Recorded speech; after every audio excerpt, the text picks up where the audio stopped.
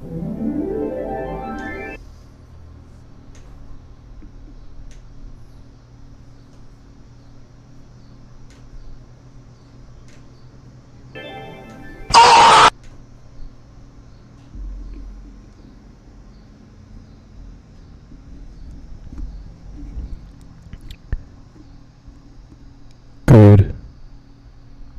evening.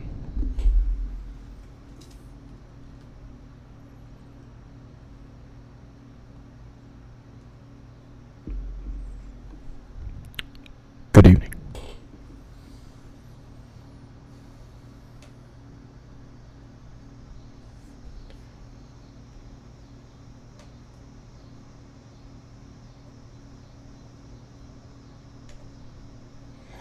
All right. So,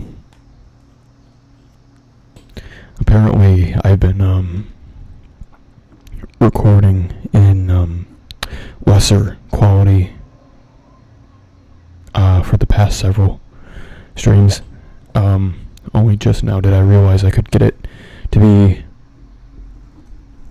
wide screened instead of just a little box, you know. So that's good. Glad I got that figured out because it looks a lot better. Yeah. Anyways, welcome to the stream. I don't normally do Saturdays, but here we are. Just wanted to wrap this book up and then start a new one tomorrow.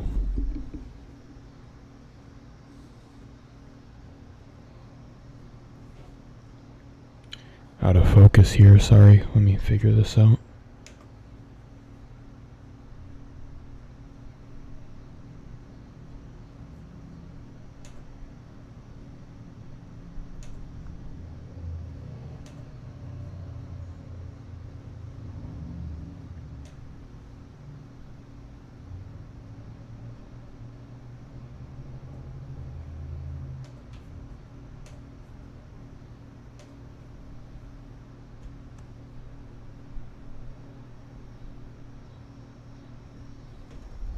All right.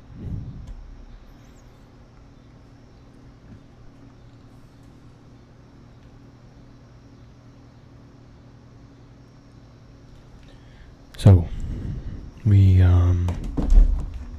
have two more stories to go in this book that we are currently reading.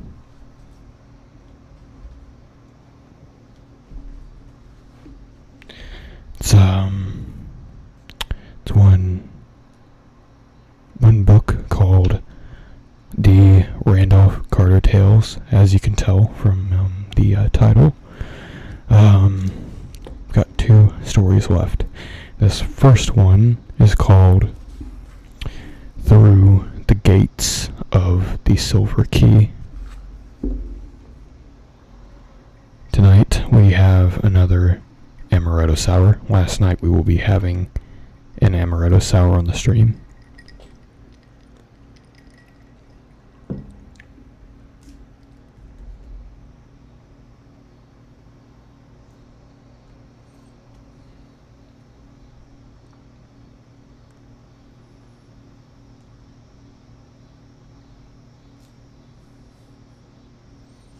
All right.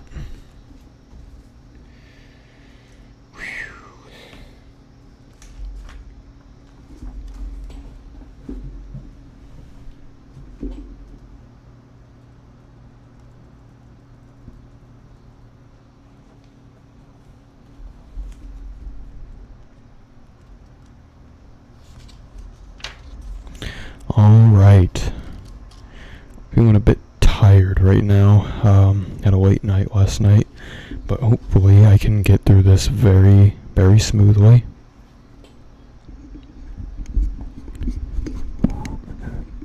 Okay. Alright. I guess we can go ahead and get going.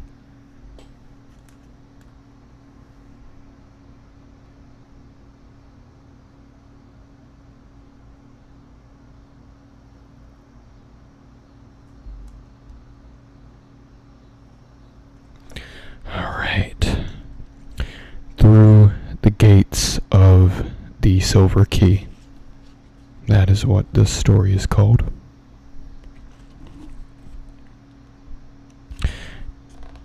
Chapter 1. In a vast room hung with strangely figured auras and carpeted with boncato rugs of impressive age and workmanship, 4 men were sitting around a document-strewn table. From the far corners, where odd tripods of wrought iron were now and then replenished by an incredibly aged man in somber livery, came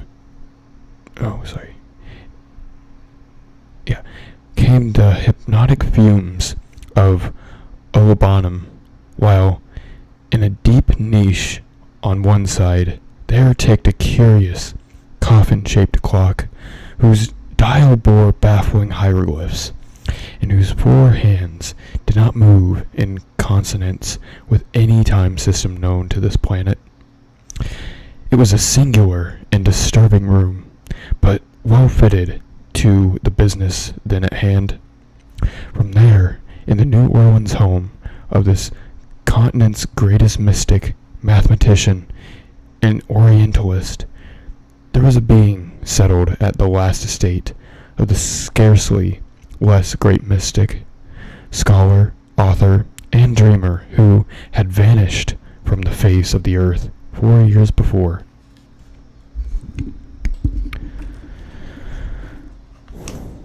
Randolph Carter, who had all his life sought to escape from the tedium and limitations of waking reality in the beckoning vistas of dreams and fabled avenues of other dimensions.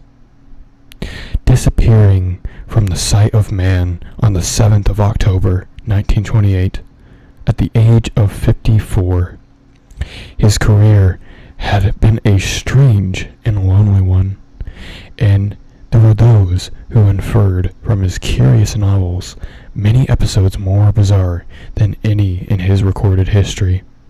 His association with Harley Warren, the South Carolina mystic who studies in the primal Nakal language of the Himalayan priests, had led to such outrageous conclusions, had been close. Indeed, it was he who, one mist-mad, terrible night in an ancient graveyard, had seen Warren descend into a dank and nitrous vault, never to emerge. Carter lived in Boston, but it was from the wild, haunted hills behind hoary and witch-accursed Arkham that all his forebears had come, and it was amid these ancient, cryptically brooding hills that he had ultimately vanished.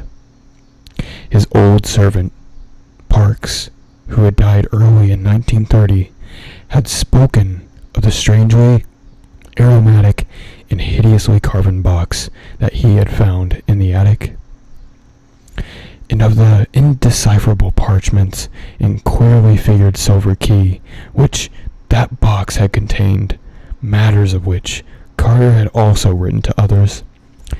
Carter, he said, had told him that this key had come down from his ancestors, and that it would help him unlock the gates to his lost boyhood, and to strange dimensions and fantastic realms which he had hitherto visited only in vague, brief, and elusive dreams.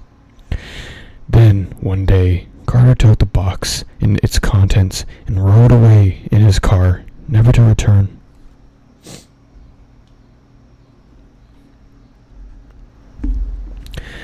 Later on, people found the car at the side of an old, grass-grown road in the hills behind crumbling Arkham, the hills where Carter's forebears had once dwelt, and where the ruined cellar of the great Carter homestead still gaped to the sky.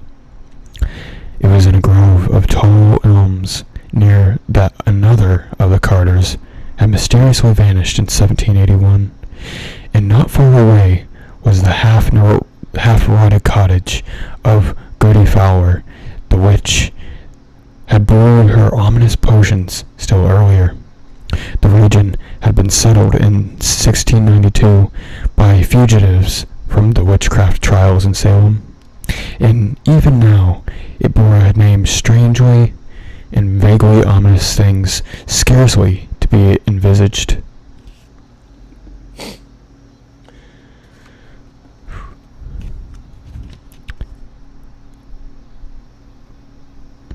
Edmund Carter had fled from the shadow of Gallows Hill just in time, and the tales of his sorceries were many. Now it seemed his lone descendant had gone somewhere to join him.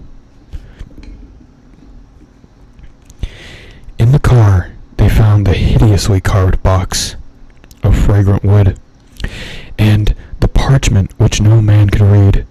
The silver key was gone, presumably with Carter. Further than that, there were no certain clue. Detectives from Boston said that the fallen timbers of the old Carter place seemed oddly disturbed, and somebody found a handkerchief on the rock-ridged, sinisterly wooded slope behind the ruins near a dreaded cave called Snake Den. It was then that the country legends about the Snake Den gained a new vitality. Farmers whispered on the blasphemous uses to which old Edmund Carter, the wizard, had put that horrible grotto, and added later tales about the fondness which Randolph Carter himself had for it when a boy. In Carter's boyhood, the venerable gambrel-roofed homestead was still standing and tenanted by his great-uncle. He had visited there often and had talked singularly about the Snake Den. People remembered what he had said about a deep fissure in the unknown inner cave beyond, and speculated on the change he had shown after spending one whole memorable day in the cavern when he was 9. That was in October too, and ever after that he seemed to have an uncanny knack for prophesizing future events.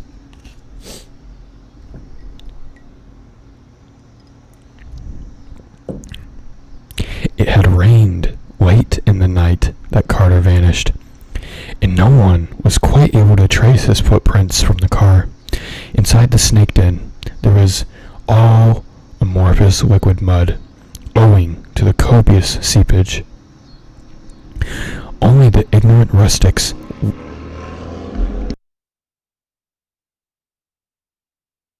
whispered about the prints they had thought they spied where the great elms overhang the road, and on sinister hillside near Snake Den where the handkerchief was found. Who could pay attention to whispers that spoke of stubby little tracks like those which Randolph Carter's square-toed boots made when he was a small boy? It was as crazy a notion as the other whisper, that the tracks of old Benijah's peculiar heelless boots had met the stubby little tracks in the road. Old Benijah had been the Carter's hired man when Randolph was young, but he had died 30 years ago. It must have been these whispers, plus Carter's own statement to Parks and the others that the queerly arabesqued silver key would help him unlock the gates of his lost boyhood, which caused a number of mystical students to declare the missing man had actually doubled back on the trail of time and returned through 45 years to the October day in 1883, when he had stayed in the Snake Den as a small boy. When he came out that night, they argued, he had somehow made the whole trip to 1928 and back. For did he not thereafter know of things which were to happen later? And yet, he had never spoken of anything to happen after 1928. student, an elderly eccentric of Providence, Rhode Island, who had enjoyed a long and close correspondence with Carter, had still more an elaborate theory, and believed that Carter had not only returned to boyhood, but achieved a further liberation, roving at will through the prismatic vistas of boyhood dream. After a strange vision, this man published a tale of Carter's vanishing, in which he hinted that the lost one now reigned as a king atop an opal throne of Elakvad, that fabulous town of turrets atop the hollow cliffs of glass overlooking the twilight sea, wherein the bearded and finny Nori build their singular labyrinths. It was this old man, Ward Phillips, who pleaded most loudly against the apportionment.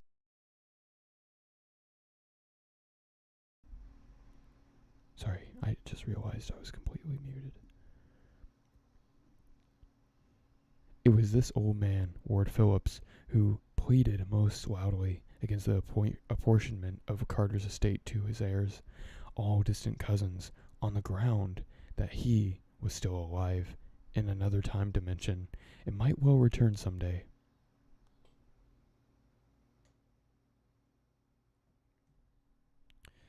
Against him was arrayed the legal talent of one of his cousins, Ernest K. Aspinwall of Chicago, a man 10 years Carter's senior, but keen as a youth in forensic battles. For 4 years, the contest had raged, but now the time for apportionment had come. In this vast, strange room in New Orleans was to be the scene of this arrangement.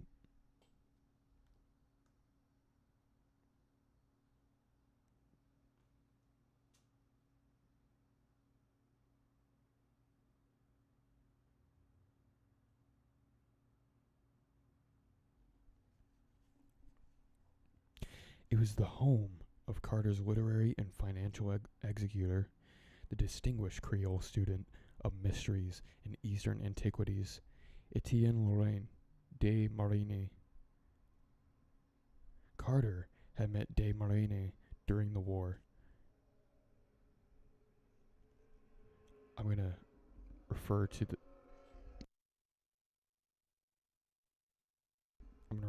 him as DM for now, because it just doesn't roll off the tongue very well.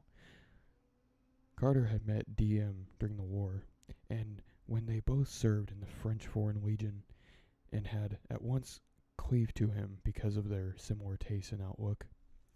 When on a memorable joint furlough, the learned young Creole had taken a wistful Boston dreamer to the Bayonne in south of France, and had shown him certain terrible secrets in the nighted and immemorial crypts that burrow beneath that brooding, eon-weighted city.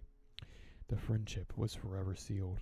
Carter had named DM as executor, and now that avid scholar was reluctantly presiding over the settlement of the state.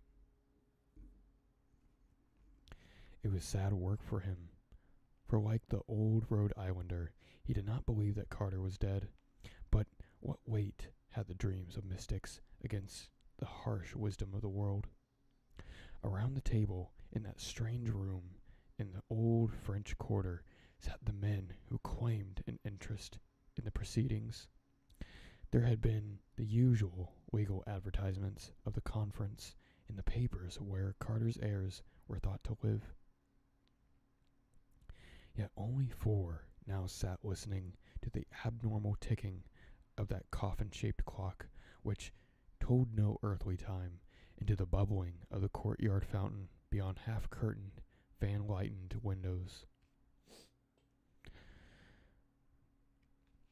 As the hours wore on, the faces of the 4 were half-shrouded in the curling flames from the tripods, which, piled recklessly with fuel, seemed to need less and less attention from the silently gliding and increasingly nervous old man. There was DM himself, slim, dark, handsome, mustached, and still young. Aspinwall, representing the heirs, was white-haired, apoplectic-faced, side-whiskered, and portly. Phillips, the Providence mystic, was lean, gray, long-nosed, clean-shaven, and stoop-shouldered. The fourth man was non-committal in age, lean, with a dark, bearded, singularly immobile face of very regular contour, bound with the turban of a high-caste Brahmin, and having night-black, burning, almost irisless eyes, which seemed to gaze out from a vast distance behind the features. He had announced himself as the Swami Chandraputra. I don't know why he did that. An adept from Benares with important information to give, and both DM and Phillips, who had corresponded with him, had been so quick to recognize the genuineness of his mystical pretensions. His speech had an oddly forced, hollow, metallic quality, and the use of English taxed his vocal apparatus, yet his language was as easy, correct, and idiomatic as any native Anglo-Saxon's.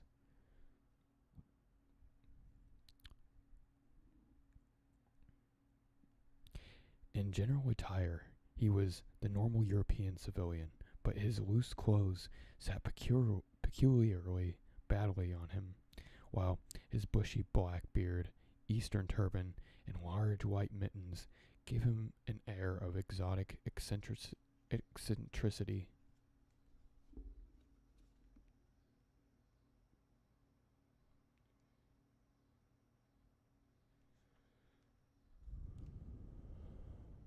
DM, fingering the parchment found in Carter's car, was speaking. No, I have not been able to make anything of the parchment. Mr. Phillips here also gives it up. Colonel Churchward declares it is not Nakal, and it looks nothing like all the hieroglyphs on the Easter Island War Club. The carvings on the box, though, do strangely suggest Easter Island images. The nearest thing I can do is strangely suggest that these parchment characters, notice how all the letters seem to hang down from horizontal word bars. Is the writing in a poor book Harley Warren once had?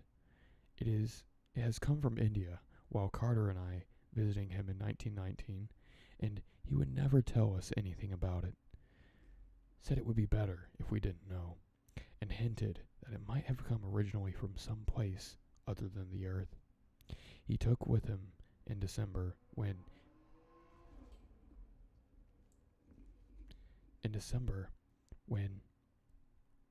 he went down into the vault in that old graveyard, but neither he nor the book ever came to surface again. It was some time ago I sent our friend here, the Swami Chandraputra, a memory sketch of those letters, and also a photostatic copy of the Carter parchment.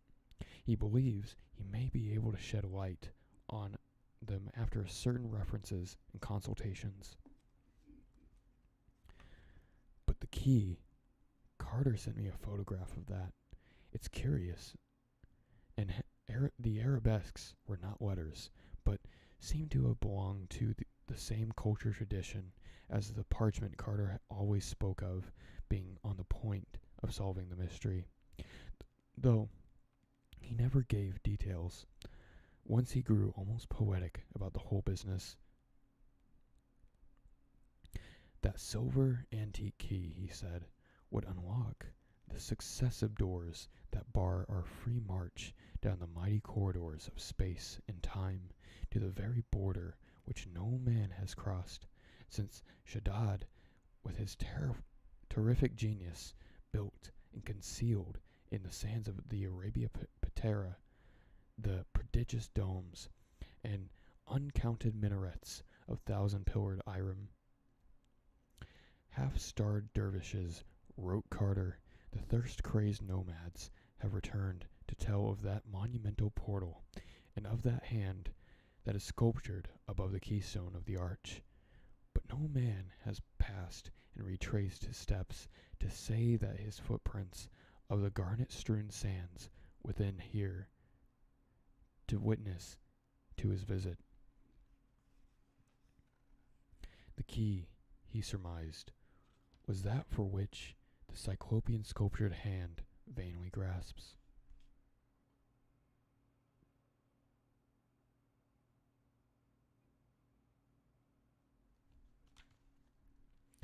Why Carter didn't take the parchment as well as the key, we can't say.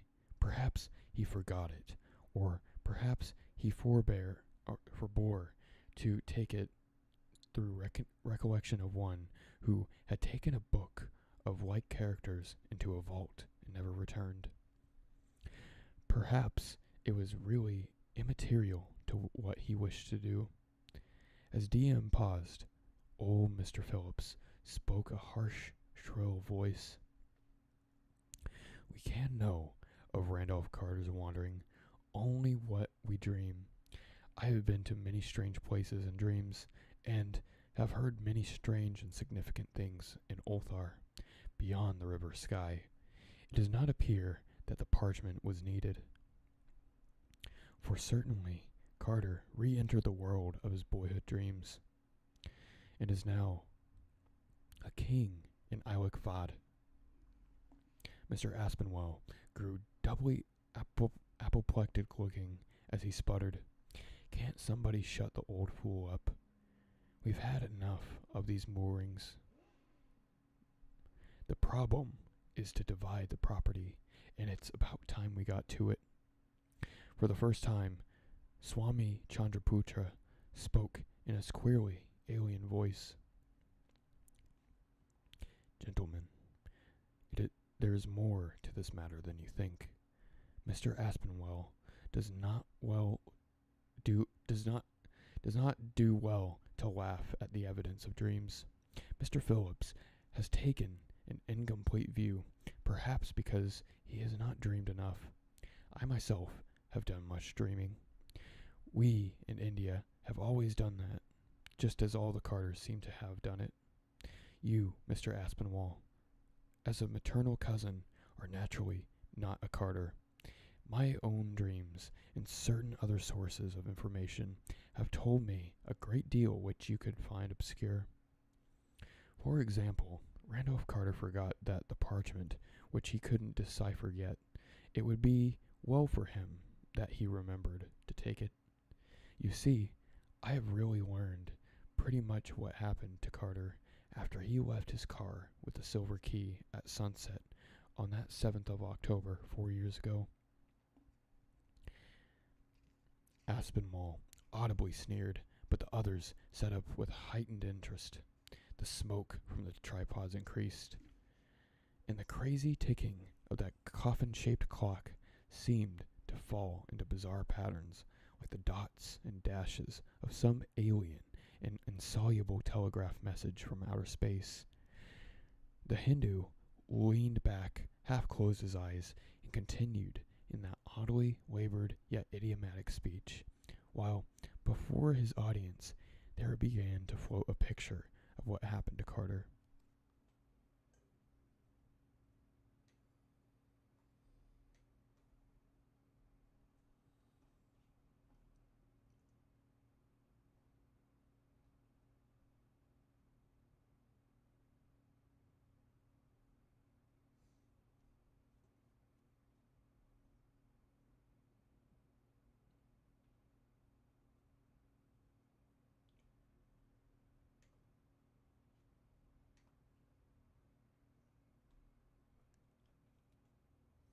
There began to float a picture of what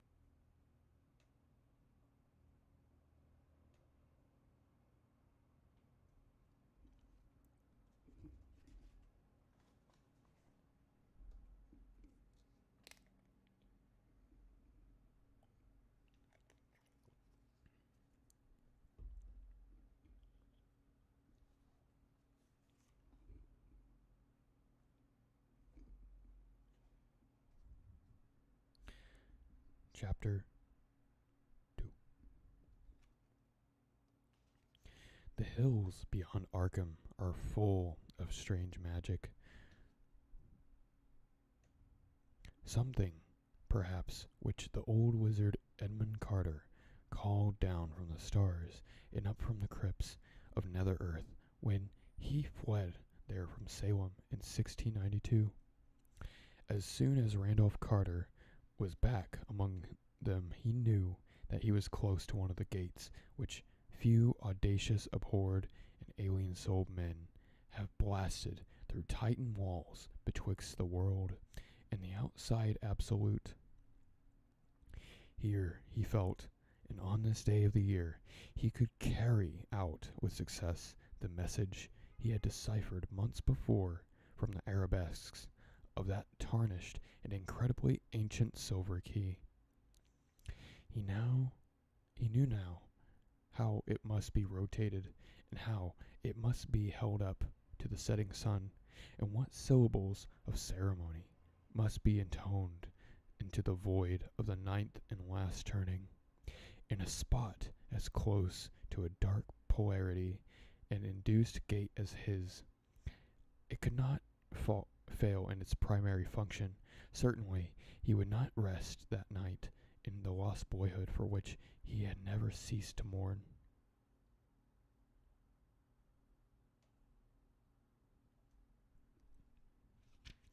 He got out of the car with the key in his pocket, walking uphill deeper and deeper into the shadowy core of that brooding, haunted countryside of winding road, vine-grown stone wall, black woodland, gnarled, neglected orchard, gaping windowed, deserted farmhouse, and nameless nun.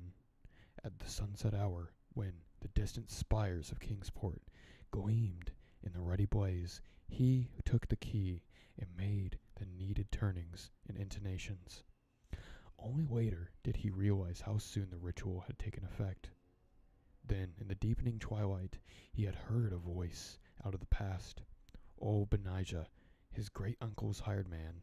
Had not old Benijah been dead for 30 years? 30 years before when? What was the time? Where had he been? Why was it strange that old Benijah should be calling him on the 7th of October, 1883? Was he not out later than Aunt Martha had told him to stay?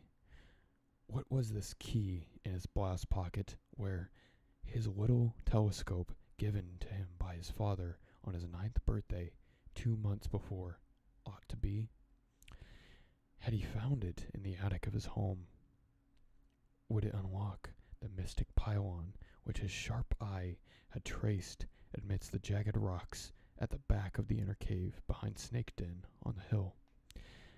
That was the place they had always coupled with old Edmund Carter the wizard. People wouldn't go there, and nobody but him had ever noticed or squirmed through the root-choked fissure to that great black inner chamber with the pylon. Whose hands had carved the hint of that pylon out of the living rock? Old Wizard Edmund's, or others that he had conjured up and commanded?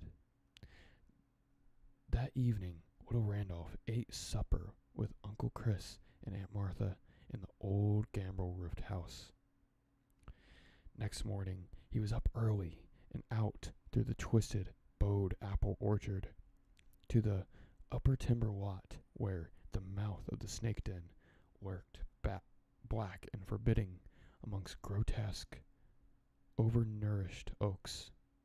A nameless expectancy was upon him, and he did not even notice the loss of his handkerchief as he fumbled in his blouse pocket to see the silver key was safe. He crawled to the dark orifice with a tense, adventurous assurance, lighting his way with matches taken from the sitting room. In another moment he had wriggled through the root-choked fissure at the farther end, and was in the vast unknown inner grotto whose ultimate rock wall seemed half like monstrous and consciously open-shaped pylon. Before that dank, dripping wall, he stood silent and awestruck, lighting one match after another as he gazed. Was that stony formation above the keystone of the imagined arch really a gigantic sculptured hand?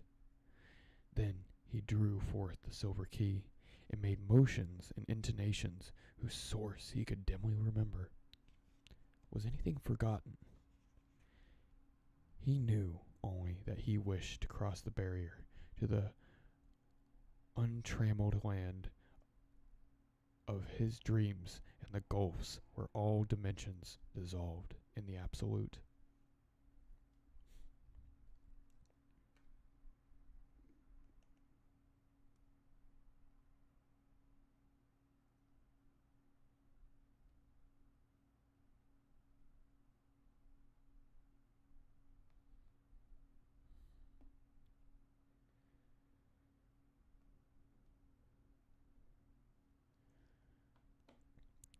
Chapter 3.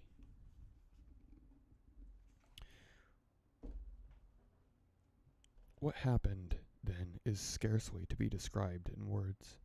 It was full of those paradoxes, contradictions, and anomalies which have no place in waking life, but which fill our more fantastic dreams and are taken as matters of course till we return to our narrow, rigid, objective world of limited causation and tri-dimensional logic. As the Hindu continued his tale, he had difficulty in avoiding what seemed even more than the notion of a man transferred through the years to boyhood, an air of trivial, puerile extravagance. Mr. Aspinwall, in disgust, gave an apoplectic snort and virtually stopped listening.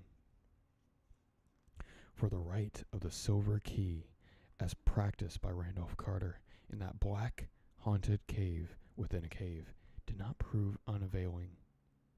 From the first gesture and syllable, an aura of strange, awesome mutation was apparent, a sense of incalculable disturbance and confusion in time and space, yet one which held no hint of what we recognize as motion and duration.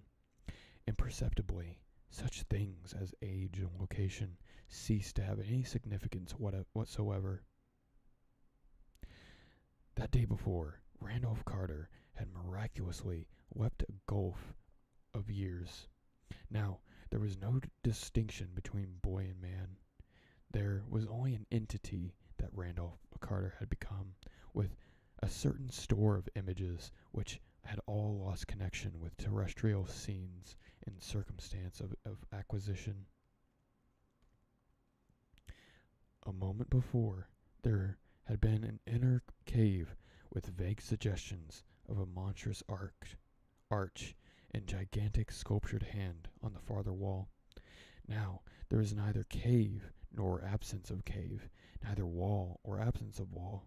There was only a flux of impressions, not so much visual as cerebral, amidst which the entity that Randolph Carter had become experienced perceptions or registrations of all that his mind revolved on, yet without any clear consciousness of the way in which he had received them. By the time the rite was over, Carter knew that he was in no region whose place could be told by Earth's geographers, and in no age whose date history could fix. For the nature of what was happening was not wholly familiar to him.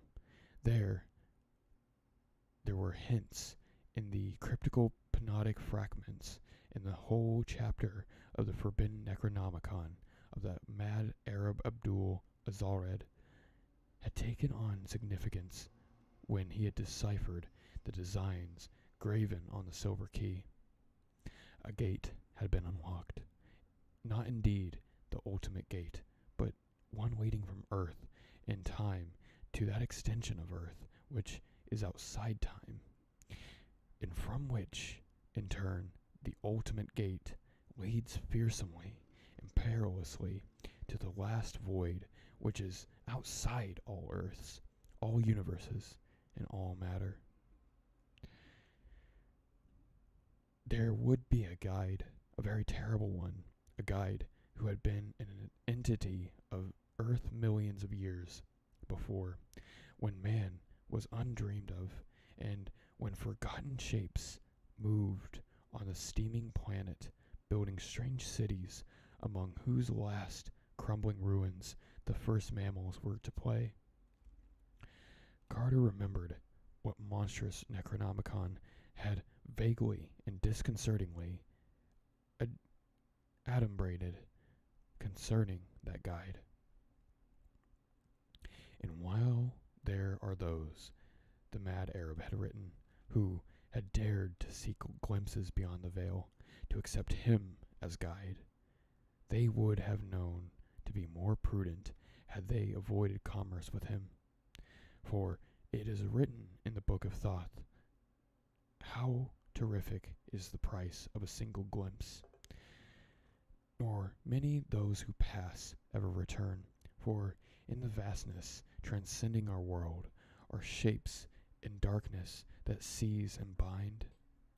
The affair that shambleth about in the night, the evil that defieth the elder sign, the herd that stand watch at the secret portal.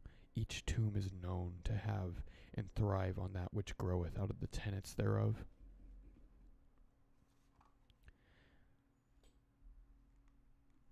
All these blacknesses are lesser than he who guardeth the gateway, he who will guide the rash one beyond all worlds into the abyss of unnamable.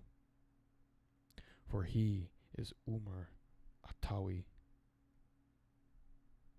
the most ancient one, which the scribe rendered as the prolonged life.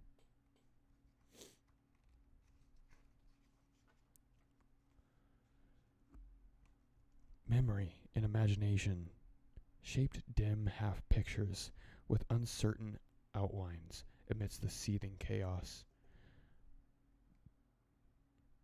But Carter knew that there were of memory and imagination only.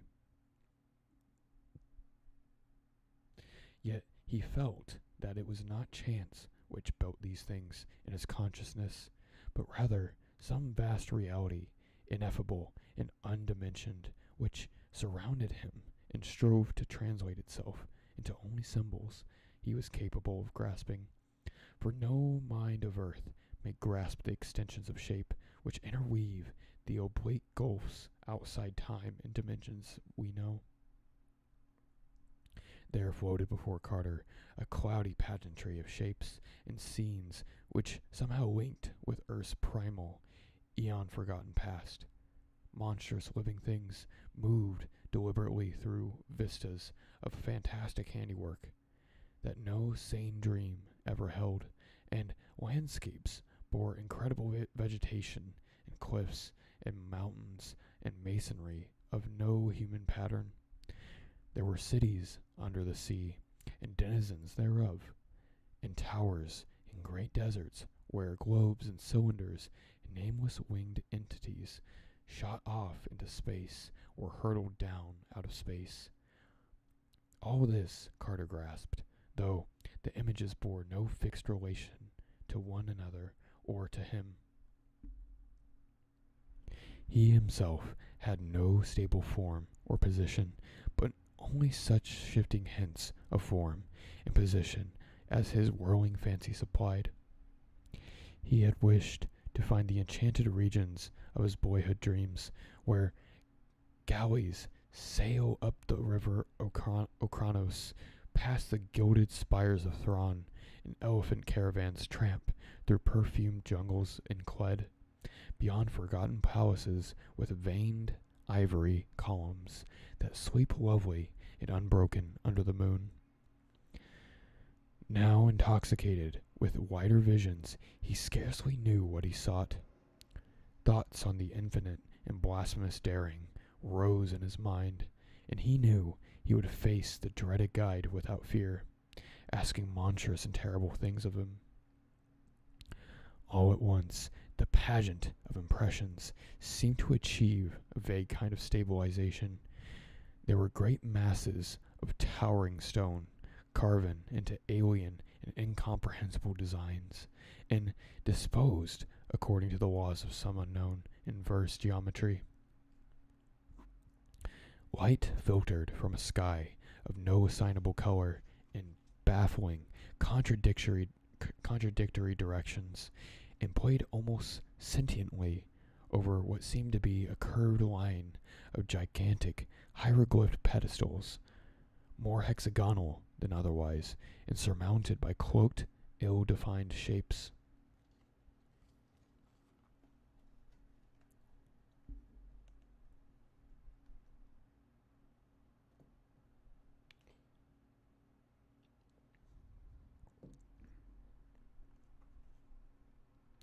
There was another shape too, which occupied no pedestal, but which seemed to glide or float over the cloudy, floor-like lower level. It was not exactly permanent in outline, but held transient suggestions of something remotely preceding or paralleling the human form, though half as large again as an ordinary man. It seemed to be heavily cloaked, like the shapes on the pedestals, with some neutral-colored fabric, and Carter could not detect any eye holes through which it might gaze. Probably it did not need to gaze, for it seemed to belong to an order of beings far outside the merely physical in organization and faculties.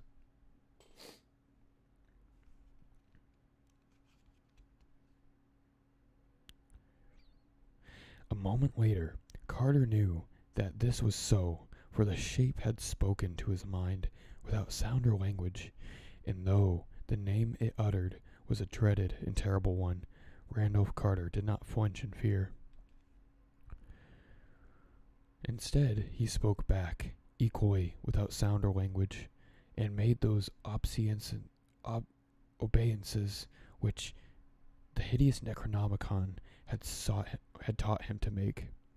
For this shape was nothing less than that which all the world had feared since Lomar rose out of the sea and the children of the fire mist came to earth to teach the elder lore to man. It was indeed the frightful guide and guardian of the gate, Umar Atawil, the Ancient One, which the scribe rendereth the prolonged of life. The guide knew, as he knew all things, of Carter's quest and coming, and that this seeker of dreams and secrets stood before him unafraid. There was no horror or malignity in what he radiated, and Carter wondered for a moment whether the mad prophet's terrific blasphemous hints came from envy and a baffled wish to do what was now about to be done, or perhaps the guide reserved his horror and malignity for those who feared. As the radiations continued, Carter eventually interpreted them in the form of words. "I am indeed that most ancient one," said the guide, "of whom you know. We have awaited you, the ancient ones, and I. You are welcome, even though long delayed. You have the key, and have unlocked the first gate. Now, the ultimate gate is ready for your trial. If you fear, you need not advance. You may still go back unharmed, the way you came, but if you chose to advance..." The pause was ominous, but the radiations continued to be friendly. Carter hesitated not a moment, for a burning curiosity drove him on. "I will advance," he radiated back, "and I accept you as my guide." At this reply, the guide seemed to make a sign by certain motions of his robe, which may or may not have involved the lifting of an arm, or some homologous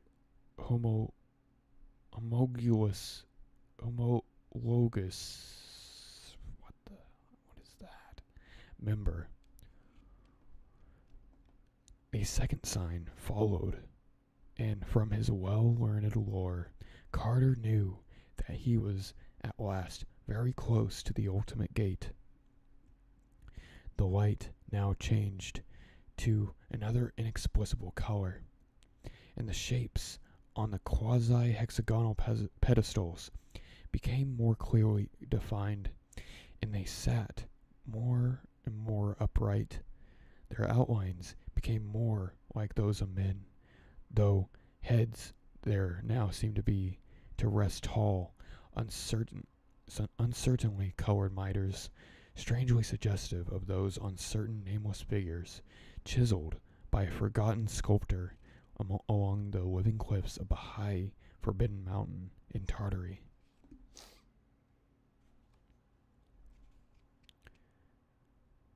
While grasped in certain folds on their swathings were long scepters whose carven heads bodied forth a grotesque and archaic mystery. Carter guessed what they were and whence they came, and whom they had served, and guessed, too, the price of their service. But he was still content, for one mighty venture he was to learn all. Damnation, he reflected, is but a word bandied about by those whose blindness leads them to condemn all who can see, even with a single eye. He wondered at the vast conceit of those who had babbled of the malignant ancient ones, as if they could pause from their everlasting dreams to wreak a wrath on mankind. As well, he thought, might a mammoth pause to visit frantic vigilance on the angleworm. Now the whole assemblage on the vaguely hexagonal pillars was greeting him with a gesture of those oddly carven scepters and radiating a message which he understood. We salute you, most ancient one, and you, Randolph Carter, whose daring has made you one of us. Carter saw now that one of the pedestals was vacant, and a gesture of the most ancient one told him it was reserved for him. He also saw another pedestal taller than the rest, and at the center of the oddly curved line, neither semicircle nor ellipse, parabola or hyperbola, which they formed. This, he guessed, was the guide's own throne. Moving and rising in a manner hardly definable, Carter took a seat, and as he did so, he saw that the guide had seated himself. Gradually and mistily, it became apparent that the most ancient one was holding something, some object clutched in the outflung folds of his robe, as if for the sight, or what answered outflung folds of his robe, as if for the sight, or what answered for sight, of the cloaked companions. It was a large sphere, or apparent sphere, of some obscurely iridescent metal, and as the guide put it forward, a low, pervasive half-impression of sound began to rise and fall in intervals which seemed to be rhythmic, even though they followed no rhythm of earth. There was a suggestion of chanting, or what human imagination might interpret as chanting. Presently, the quasi-sphere began to grow luminous, and as it gleamed up in the cold, pulsating light of the unassignable color, Carter saw that its flickerings conformed to the alien rhythm of the chant.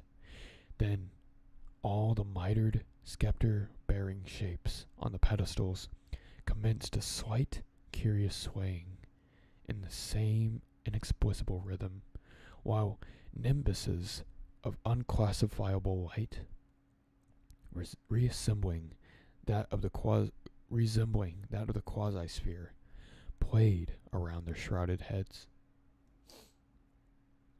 The Hindu paused in his tale and looked curiously at the tall, coffin-shaped clock with 4 hands and hieroglyph dial, whose crazy ticking followed no rhythm of earth. "You, Mr. DM," he suddenly said to his learned host, "do not need to be told the particularly alien rhythm to which these cowled shapes of hexagonal pillars chanted and nodded. You are the only one else in America who has had a taste of the outer extension. That clock, I suppose, was sent to you by the yogi poor Harley Warren used to talk about.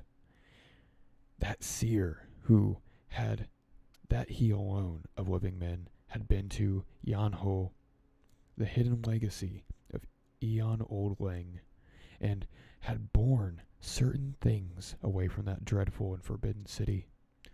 I wonder how many of its subtler properties you know. If my dreams and readings be correct, it was made by that who knew much of the first gateway. But let me go on with my tale.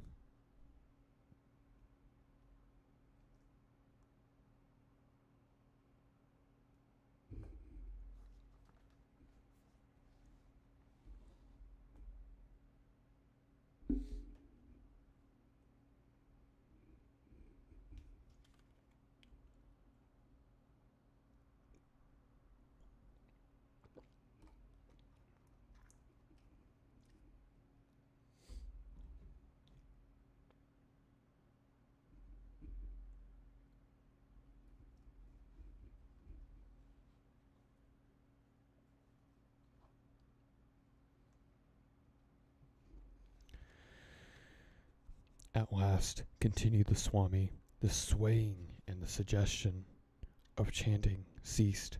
The lambent nemesis around the now drooping and motionless heads faded, while the cloaked shapes slumped curiously on their pedestals. The quasi-sphere, however, continued to pulsate with inexplicable light. Carter felt that the ancient ones were sleeping,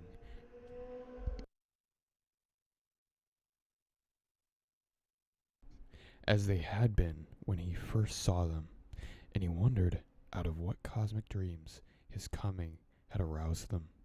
Slowly there filtered into his mind the truth of this strange chanting ritual, which had been one of instruction, and the companions had chanted by the most ancient one into a new, peculiar kind of sleep, in order that their dreams might open the ultimate gate to which the silver key was a passport.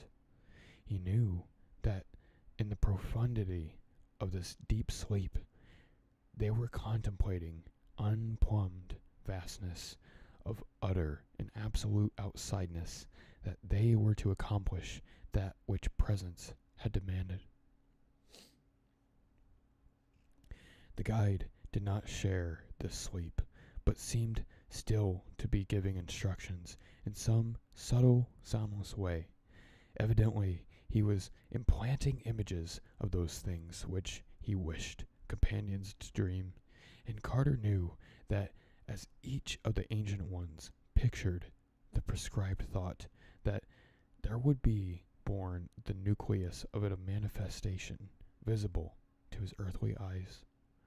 When the dreams of all shapes had achieved a oneness, that manifestation would occur, and everything he required to be materialized through concentration. He had seen such things on Earth in India, where the combined projected will of a circle of adepts can make their thought take tangible substance in a hoary atlanat of which few men dare speak.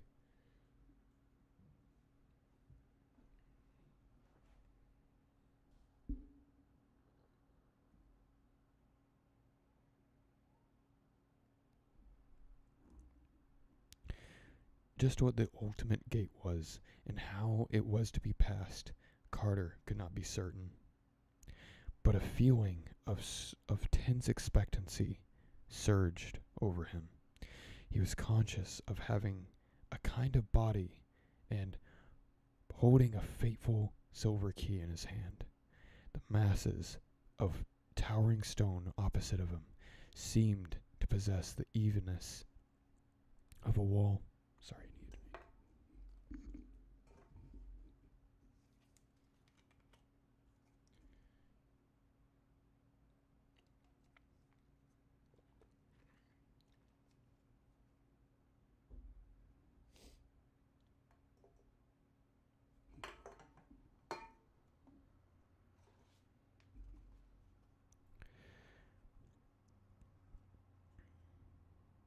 The masses of towering stone opposite of him seemed to possess the evenness of a wall, toward the center of which his eyes were irresistibly drawn. And then suddenly he felt the mental currents of the most ancient one cease to flow forth. For the first time, Carter realized how terrific utter silence, mental and physical may be. The earlier moments had never failed to contain some perceptible rhythm, if only the faint, cryptical pulse of the Earth's dimensional extension, but now the hush of the abyss seemed to fall upon everything. Despite his limitations of body, he had no audible breath, and the glow of Umar Atawil's quasi-sphere had grown petrifiedly fixed and unpulsating. A potent nimbus, brighter than those which had played around the heads of the shapes, blazed frozenly over the shrouded skull of the terrible guide. A dizziness assailed Carter, and his sense of lost orientation waxed 1,000-fold. The strange lights seemed to hold the quality of most impenetrable blackness, heaped upon blackness, while about the ancient ones, so close on their pseudo-hexagonal thrones, there hovered an air of the most stupefying remoteness. Then he felt himself wafted into immeasurable depths, with waves of perfumed warmth lapping against his face. It was as if he had floated in a torrid, rose-tinctured sea, a sea of drugged wine whose waves broke foaming against shores of brazen fire. A great fear clutched him as he half saw that vast expanse of surging sea lapping against its far coast. But the moment of silence was broken. The surges were speaking to him in a language that was not of physical sound or articulate words. The man of truth is beyond good and evil, intoned the voice that was not a voice. The man of truth has ridden to all is one. The man of truth has learned that illusion is the only reality, and that substance is an impostor. And now, in that rise of masonry to which his eyes had been irresistibly drawn, there appeared the outline of a titanic arch not unlike that which he had glimpsed so long ago in that cave within a cave on the far unreal surface of that three-dimensioned earth. He realized that he had been using the silver key, moving it in accord with the unlearned and instinctive ritual closely akin to that which had opened the inner gate. The rose-drunken sea which lapped his cheeks was, he realized, no more or less than the adamantine mass of the solid wall yielding before his spell, and the vortex of thought which the ancient ones had aided his spell. Still guided by instinct and blind determination, he floated forward and through the ultimate gate.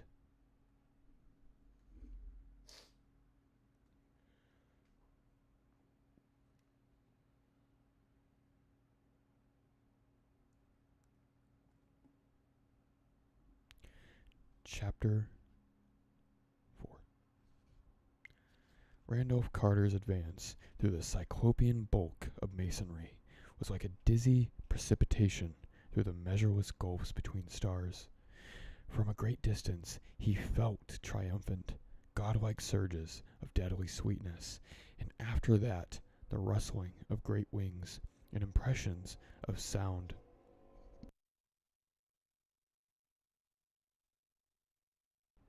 Like the chirpings and murmurings of objects unknown on Earth or in the solar system. Glancing backward, he saw not one gate alone, but a multiplicity of gates, some of which clamored forms he strove not to remember. And then suddenly he felt a greater terror than that which any of the forms could give, a terror from which he could not flee because it was connected with himself. Even the first gateway had taken something of stability with him, leaving him uncertain about his bodily form and about his relationship to the mistily defined objects around him. But it had not disturbed his sense of unity. He had been Randolph Carter, a fixed point in the dimensional seething. Now, beyond the ultimate gateway, he realized in a moment of consuming fright that he was not one person, but many persons. He was, in many ways, at the same time on Earth, on October 7th, 1883, the boy named Randolph Carter was leaving the snake den in a hushed evening light, running down the rocky slope and through the twisted bowed orchard toward his uncle's house in the hills beyond Arkham. Yet at that same moment, he was also somehow in the earthly year of 1928. A vague shadow, not less Randolph Carter, was sitting on a pedestal among the ancient ones in Earth's transdimensional extension. Here, too, was a third Randolph Carter, in the unknown and formless cosmic abyss under the ultimate gate. And elsewhere, in the chaos of scenes whose infinite multiplicity and monstrous diversity brought him close to the brink of madness, there were limitless confusion of beings which he knew were as much himself as the local manifestation, now beyond the ultimate gate.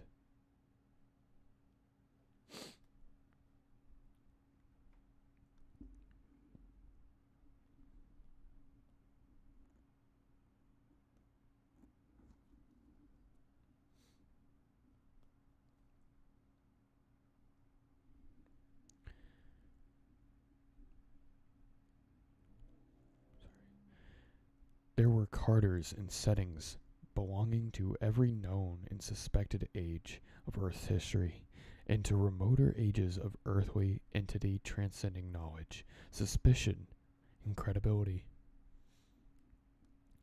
Carters of forms both human and non-human, vertebrate and invertebrate, conscious and mindless, animal and vegetable. And more, there were Carters having nothing in common with earthly life, but moving outrageously amidst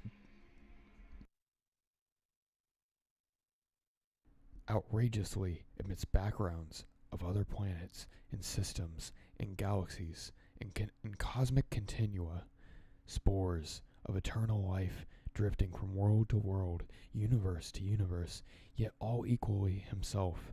Some of the glimpses recalled dreams, both faint and vivid, single and persistent. Yet he had, through the long years since he had first began to dream, and a few possessed a haunting, fascinating, and almost horrible familiarity which no earthly logic could explain.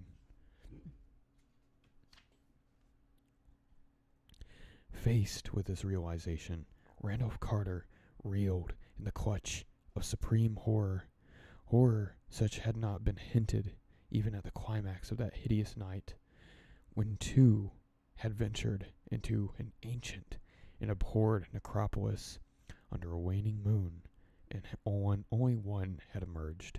No death, no doom, no anguish can arouse the surpassing despair which flows from a loss of identity.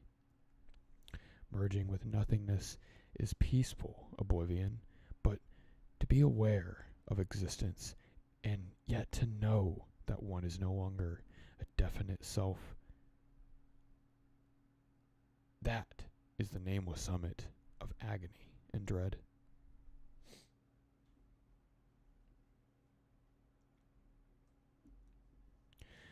He knew that there had been a Randolph Carter of Boston, yet he could not be sure whether he, the fragment or facet of an entity beyond the ultimate gate, had been that one or some other. His self had been annihilated, and yet he, if indeed there could, in a view of utter nullity of individual existence, be such a thing as he, was equally aware of being in some inconceivable way a legion of selves. It was as though his body had been suddenly transformed into one of those many-limbed and many-headed effigies sculptured in Indian temples, and he had contemplated the aggregation in bewildered attempt to discern which was the original and which the additions, if indeed supremely monstrous thought there were any original as distinguished from other embodiments.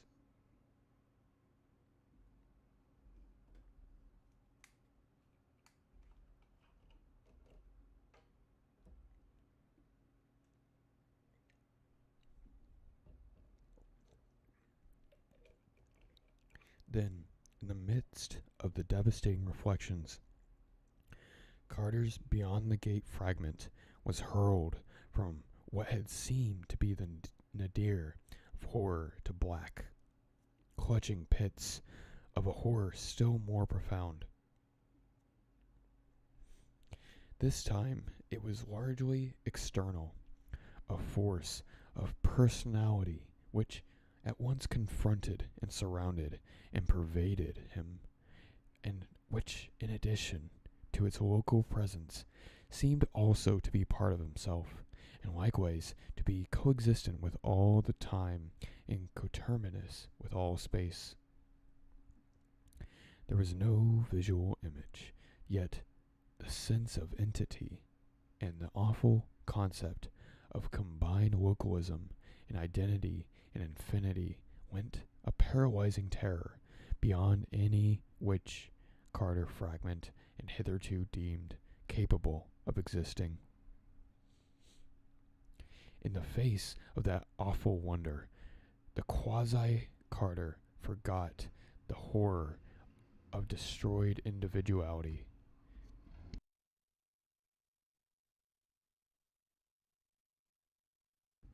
It was an all-in-one and one and all of limitless being and self, not merely a thing of one space-time continuum, but allied to the ultimate animating essence of existence's whole unbounded sweep, the last utter sweep which has no confines and which outreaches fancy and mathematics alike.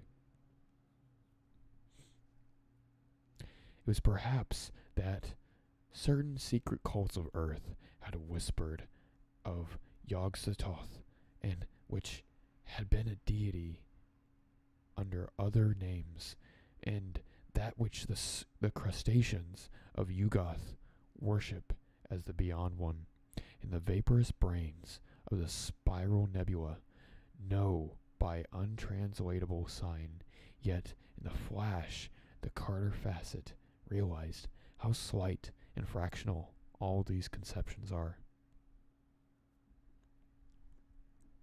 And now the being was addressing the Carter facet in prodigious waves that smote and burned and thundered, a concentration of that energy that blasted its recipient with well-nigh unendurable violence, and that paralleled in unearthly rhythm the curious swaying of the Ancient Ones. In the flickering of the monstrous lights in that baffling region beyond the first gate, it was as though the suns and worlds and universes had converged upon one point whose very position in space they had conspired to annihilate with an impact of restless fury. But amidst the greater terror, one lesser terror was diminished, for the searing waves appeared somehow to isolate beyond the gate Carter from his infinity of duplicates, to restore, as it were. Hearer began to translate the waves into speech forms known to him, and his sense of horror and oppression waned. Fright became pure awe, and what seemed blasphemously abnormal now seemed only ineffably majestic. Randolph Carter, it seemed to say, my manifestations on your planet's extension, the Ancient Ones, have sent you as one who would lately have returned to the small lands of dream, which he had lost, yet who, with greater freedom, has risen to a greater and nobler desires and curiosities. You wish to sail up the golden Orkanos to search out forgotten ivory cities in orchid heavy cled, and to reign on the opal throne of Ilek Vad, whose fabulous towers and numberless domes rise mighty toward a single red star in a firmament alien to your earth and to all matter.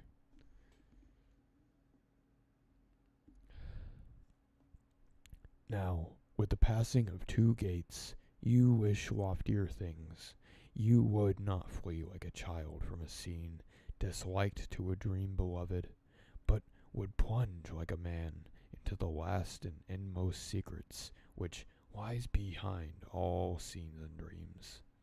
What you wish I have found good, and I am ready to grant that which I granted 11 times only to beings of your planet, 5 times only to those you call men, or those resembling them. I am ready to show you the ultimate mystery, to look on which is the blast of a feeble spirit. Yet before you gaze full at that last and first of secrets, you may still wield a free choice, and return, if you will, through the 2 gates with the veil still unrent before your eyes.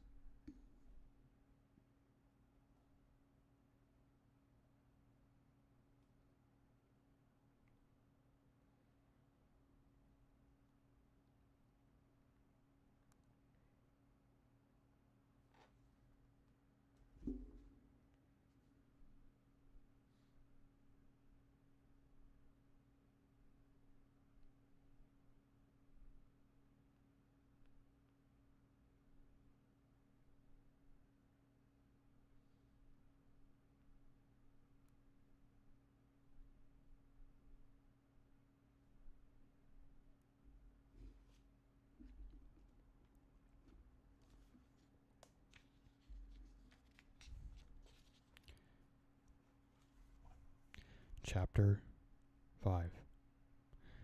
A sudden shutting off of the waves left Carter in a chilling and awesome silence, full of the spirit of desolation. On every hand pressed the illimitable vastness of the void, yet the seeker knew that the being was still there. After a moment he thought of words whose mental substance he flung into the abyss. I accept. I will not retreat. The waves surged forth again, and Carter knew that the being had heard. And now there poured from that limitless mind a flood of knowledge and explanation which opened new vistas of the seeker, and prepared him for such a grasp of the cosmos and as he had never hoped to process. He was told how childish and limited the notion of a tri-dimensional world, and what an infinity of directions there were, besides the known directions of up, down, forward, backward, right, left. He was shown the smallness and tinsel emptiness of the little earth gods, with their petty human interests and connections, their hatreds, rages, loves, and vanities, their craving for praise and sacrifice.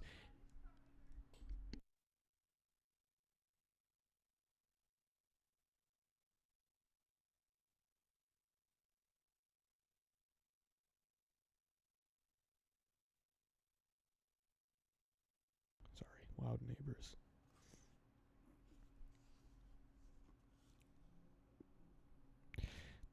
Their demands for faiths contrary to reason in nature. While most of the impressions translated themselves to Carter as words, there were others to which other senses gave interpretation, perhaps with eyes and perhaps with imagination. He perceived that he was in a region of dimensions beyond those conceivable to the eye and the brain of man. He saw now, in the brooding shadows of that which he had seen, first a vortex of power, and then an illimitable void, a sweep of creation that dizzied his senses.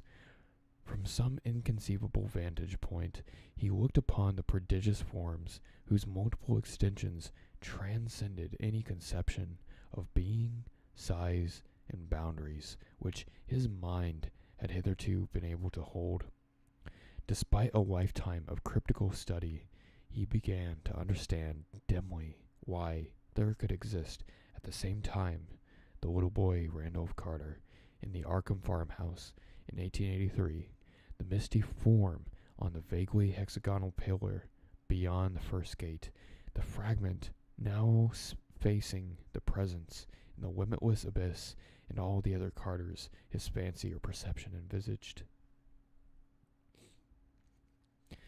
Then the waves increased in strength and sought to improve his understanding, reconciling him to the multiform entity of which his present fragment was infinitesimal part. They told him that every figure of space is but the result of an intersection by a plane of some corresponding figure of one more dimension. A square is cut from a cube, or a circle from a sphere.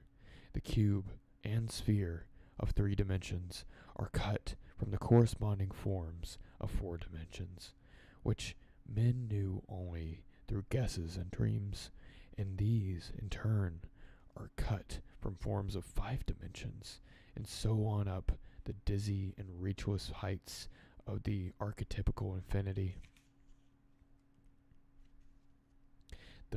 The world of men and of the gods of men is merely an infinitesimal phase of infinitesimal thing.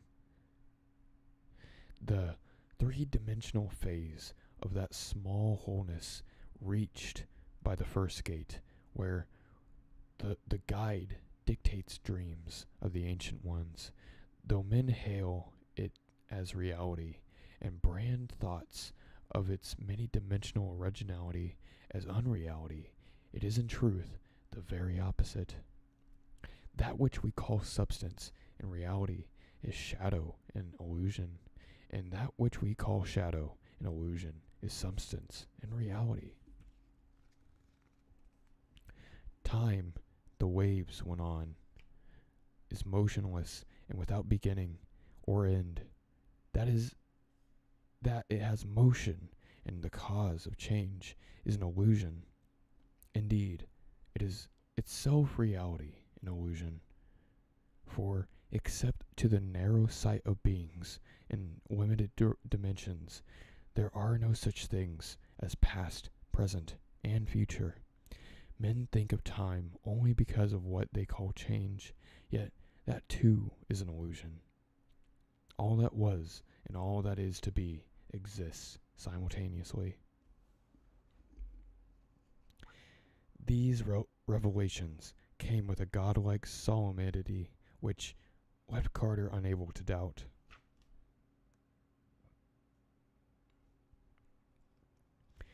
Even though they lay almost beyond his comprehension, he felt that they must be true in the light of that final cosmic reality, which belies all local perspectives and narrow partial views. And he was familiar enough with profound speculations to be free from the bondage of local impartial conceptions, had his whole quest not been based upon a faith in the unreality of his local impartial. After an impressive pause, the waves continued, saying that with the denizens of the few dimension zones, called change is merely a function of their consciousness, which views the external world from various cosmic angles, as the shapes produced by the cutting of cone seem to vary with the angles of cutting, being circle, ellipse, parabola, or hyperbola according to that angle, yet without any change in the cone itself. So do the local aspects of the unchanged and endless reality seem to change with the cosmic angle of regarding. To this variety of angles of consciousness, the feeble beings of the inner worlds are slaves, since, with rare exceptions, they cannot learn to control them. Only a few students of forbidden things have gained inklings of this control, and have thereby conquered time and change. But the entities outside the gate command all angles and view the myriad of parts of the cosmos in terms of fragmentary change involving perspective, or of the changeless totality beyond perspective, in accordance with their will.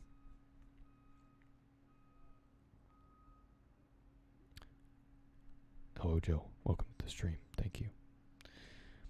As the waves paused again, Carter began to comprehend, vaguely and terrifiedly, the ultimate background of the riddle, so lost individuality, which had at first so horrified him. His intuition pieced together the fragments of revelation and brought him closer and closer to the grasp of the secret. He understood that much frightful revelation would come upon him, splitting up his ego amongst the myriads of earthly counterparts inside the first gate. Had not the magic of the guide kept it from him in order that he might use the silver key with precision for the ultimate gate's opening, anxious for clearer knowledge, he sent out waves of thought, asking more of the exact relationship between his various facets. The fragmented now beyond the ultimate gate, the fragment still on the quasi-hexagonal pedestal beyond the first gate, the boy of 1883, the man of 1928, the various ancestral beings who had formed his heritage in the bulwark of his ego, amid the nameless denizens of other eons.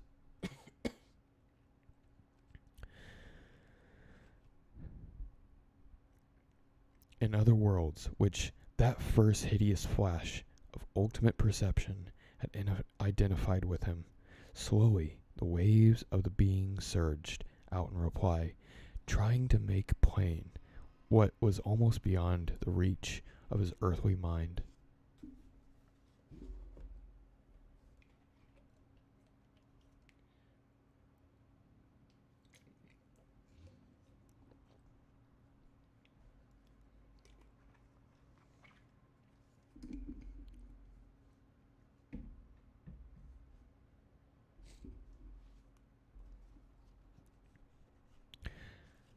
All descended lines of beings in the finite dimensions continued the waves in all stages of growth, and each one of these beings are merely manifestations of one archetypical and eternal being. In the space outside dimensions, each local being was son, father, grandfather, and so on.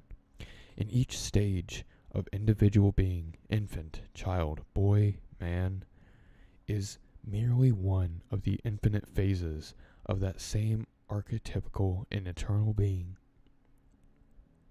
caused by a variation in the angle of the consciousness plane which cuts it. Randolph Carter at all ages, Randolph Carter and all his ancestors, both human and pre-human, terrestrial and pre-terrestrial, all these were only phases of one ultimate, eternal Carter, outside space and time, phantom projections differentiated only by the angle at which the plane of consciousness happened to be cut to the eternal archetype in each case. A slight change of angle could turn the student of today into the child of yesterday, could turn Randolph Carter into the wizard Edmund Carter, who fled from Salem to the hills behind Arkham in 1692, or that of Pickman Carter in the year of 2169, who would use strange means in repelling the Mongol hordes from Australia. Could turn the human Carter into one of the earlier entities which had dwelt in primal Hyperborea and worshipped black plastic Sathuga, and flying down from Chthoniel, the double planet that once revolved around the Arcturus, could turn a terrestrial Carter to a remotely ancestral and doubtfully shaped dweller on Chthoniel itself, or still remoter creature of transgalactic Shoni, a four-dimensioned gaseous conscious in the older space-time continuum, or a vegetable brain of the future on a dark, radioactive comet of inconceivable orbit, and so on, an endless cosmic cycle. The archetypes throbbed, the waves are the people of ultimate abyss, formless, ineffable, and guessed at only by rare dreamers on the low-dimensioned worlds. Chief among this was informing being itself, which indeed was Carter's own archetype. The gutless zeal of Carter and all his forebears for forbidden cosmic secrets was the natural result of derivation from the supreme archetype. On every world, all great wizards, all great thinkers, all great artists are facets of it. Almost stunned with awe and the kind of terrifying delight, Randolph Carter's consciousness did homage to that transcendent entity which it derived. As the waves paused again, he pondered in mighty silence, thinking of strange tributes, stranger questions, and still stranger requests. Curious concepts flowed conflictingly through brain dazed with unaccustomed flowed conflictingly into vistas of unforeseen disclosures. It occurred to him that if these disclosures were literally true, he might bodily visit all those infinitely distant ages and parts of the universe which he had hitherto known only in dreams, could he but command the magic to change the angle of his consciousness plane. And did not the silver key supply that magic? Had it not first changed him from a man in 1928 to a boy in 1883, and then to something quite outside time? Oddly, despite his present apparent absence of body, he knew that the key was still with him.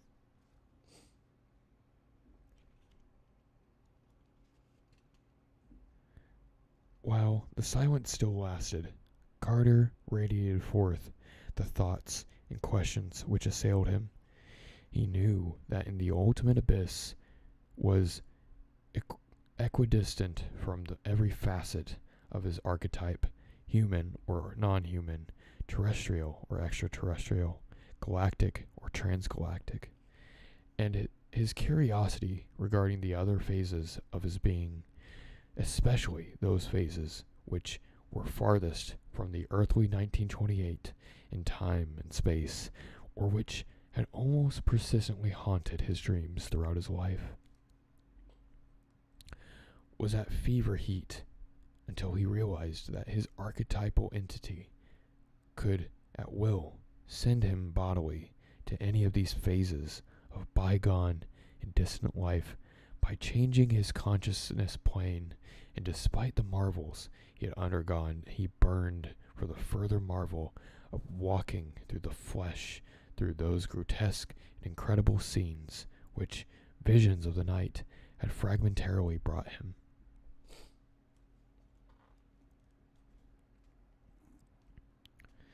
Without definite intention, he was asking the presence for access to a dim, fantastic world whose 5 multicolored suns, alien constellations, dizzily black crags, clawed, tapir-snouted denizens, bizarre metal towers, unexplained tunnels, and cryptical floating cylinders had intrigued again and again upon his slumbers. That world, he felt vaguely, was all in the conceivable cosmos, and the one most freely in touch with others, and he longed to explore the vistas whose beginning he had glimpsed, and to embark through space in those still remoter worlds with which the clawed-snouted citizens trafficked. There was no time for fear. As all crises of his strange life, sheer cosmic curiosity triumphed over everything else.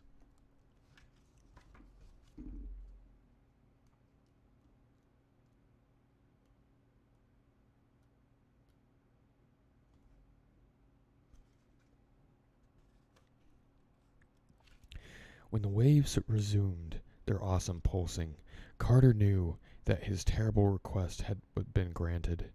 The being was telling him of the nighted gulfs through which he would have to pass, of the unknown quintuple star in an unexpected galaxy around which the alien world revolved, and of which the burrowing inner horrors against the clawed-snouted race of that world perpetually fought. It told him, too, of how the angle of his personal consciousness plane and the angle of his consciousness plane regarding the space-time elements of the sought-for world would have to be tilted simultaneously in order to restore to that world and the Carter facet which dwelled there. The presence wanted him to be sure of his symbols in which he wished ever to return from the remote and alien world which had chosen, and he radiated back an impatient affirmation, confident that the silver key which he had felt with him and which he knew had both tilted both worlds and personal planes in throwing him back to 1883, contained those symbols which were meant. And now the being, grasping his impatience, signified its readiness to accomplish the monstrous precipitation. The waves abruptly ceased, and there supervened a momentary stillness, tense with nameless and dreadful expectancy. Then, without warning, came a whirring and drumming that swelled to a terrific thundering. Once again, Carter felt himself the focal point of an intense concentration of energy, which smote and hammered and seared unbearably in the now familiar rhythm of outer space, in which he could not classify as either blasting heat or blazing star, or the all-petrifying cold of the ultimate abyss. Bands and rays of color, utterly foreign to any spectrum of our universe, played and wove and interlaced before him, and he was conscious of a frightful velocity of motion. He caught one fleeting glimpse of a figure sitting alone upon a cloudy throne, more hexagonal than otherwise.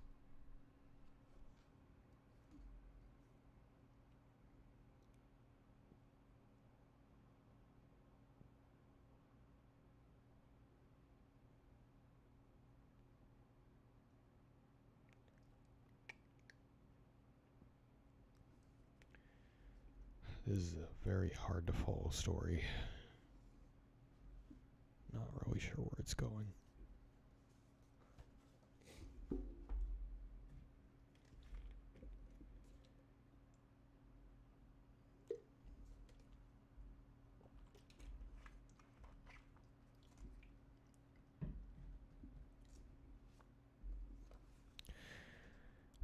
Chapter 6. As the Hindu paused in his story, he saw that DM and Phillips were watching him absorbedly. Aspinwall pretended to ignore the narrative and kept his eyes ostentatiously on the papers before him. The alien rhythm ticking of the coffin-shaped clock took on a new and portentous meaning, while the fumes from the choked, neglected tripods wove themselves into fantastic and inexplicable shapes, and formed disturbing combinations with the grotesque figures of draft-swayed tapestries. The old man who had attended to them was gone. Perhaps some growing tension had frightened him out of the house, and almost apologetic hesitancy hampered the speaker, and as he resumed on his oddly labored yet idiomatic voice, "You have found these things of the abyss hard to believe," he said, "but you will find the tangible and material things ahead still harder. That is the way of our minds. Marvels are doubly incredible when brought into 3 dimensions from the vague regions of possible dream. I shall not try to tell you much. That would be another and very different story. I will tell you only what you absolutely have to know."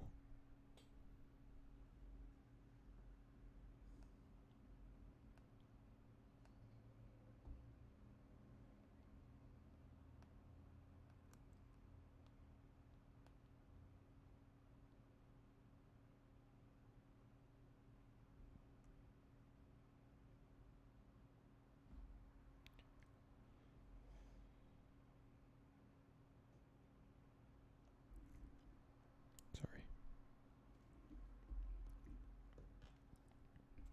Carter, after that final vortex of alien and polychromatic rhythm, had found himself in what for a moment he thought was his old insistent dream. He was, as many a night before, walking amidst throngs of clawed-snouted beings through the streets of a labyrinth of inexplicably fashioned metal, under a plate of diverse solar color.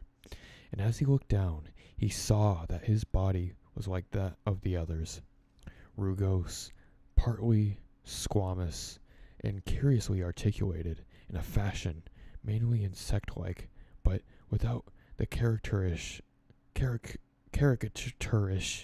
that is so hard to say. Some of these words that he uses, it's just resemblance to the human outline. The silver key was still in his grasp, though held by a noxious-looking claw. In another moment, the dream sense vanished, and he felt rather as one just awakened from a dream. The ultimate abyss, the being, the entity of absurd, outlandish race called Randolph Carter on a world of the future not yet born. Some of these things were parts of the persistent recurrent dreams of the wizard Zakaba of the planet Yadith.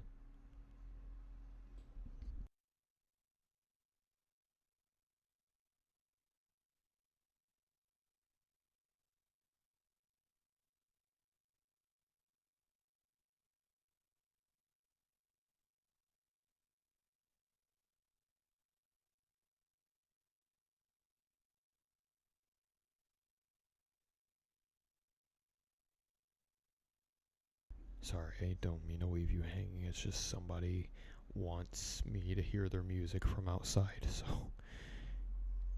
Ugh.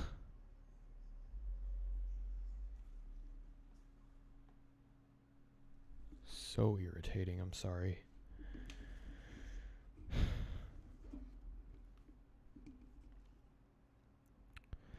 They were too persistent.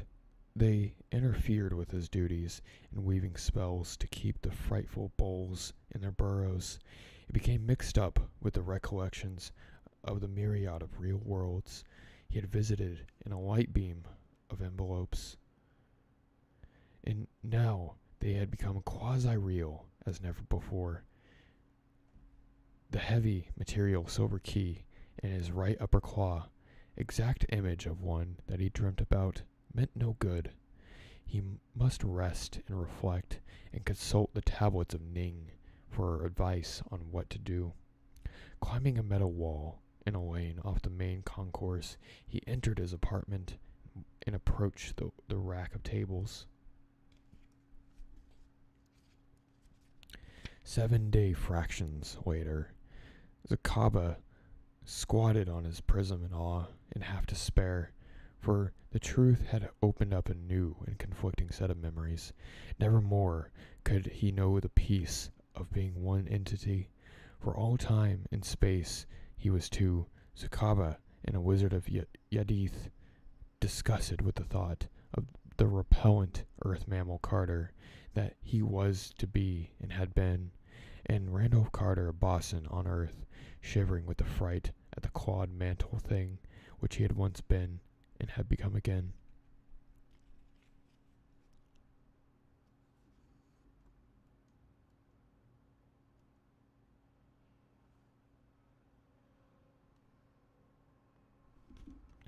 Okay.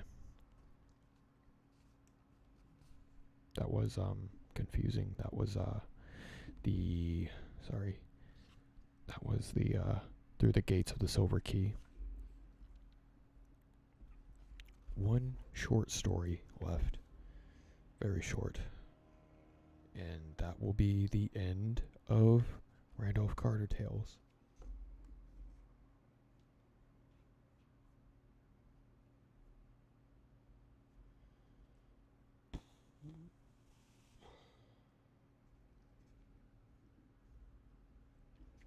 Okay.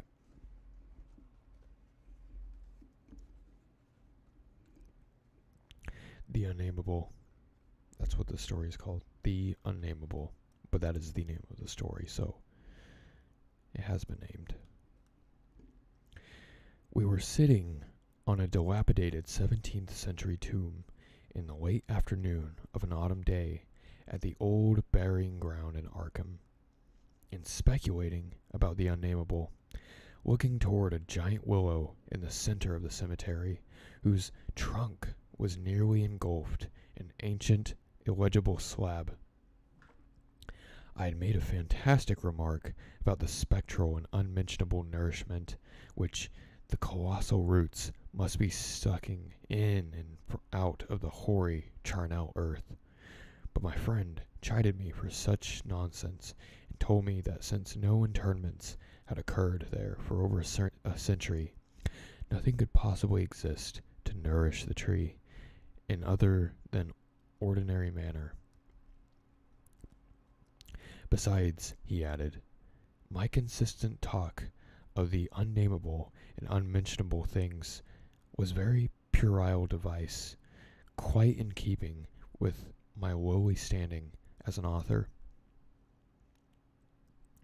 I was too fond of ending my stories with slight sounds, with paralyzed. Sorry, hold on a second.